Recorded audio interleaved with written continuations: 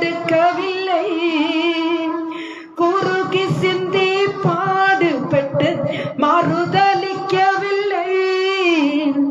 மரணம் சூழ்ந்த நேரத்திலும் விட்டு கொடுக்கவில்லை.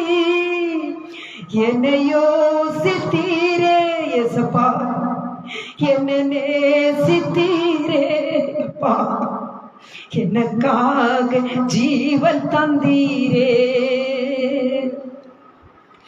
என்னை யோசித்தீரே, என்னை நேசித்தீரே, எனக்காக ஜீவன் தந்தீரே. தடுமாறும் கால்களை கண்டு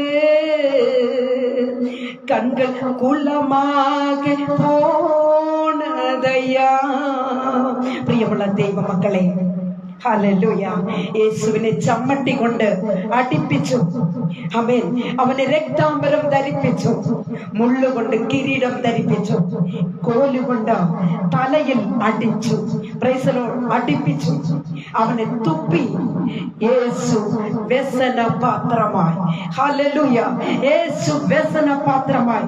വചനം കേട്ടുകൊണ്ടിരിക്കുന്ന ദൈവ പൈതലേ, യേശുവിനെ വ്യസന പാത്രമാക്കി മാറ്റിയത് നാം ചെയ്ത എല്ലാ പാപവും അവന്റെ ചുമലിൽ ഏറ്റു നമുക്കായി നിത്യരക്ഷ നൽകുവാൻ യേശു വ്യസന പാത്രമായി. എത്ര പേർക്ക് സമർപ്പണത്തോടുകൂടെ ഹല്ലേലൂയ വചനത്തെ ഏറ്റെടുക്കുവാൻ കഴിയും?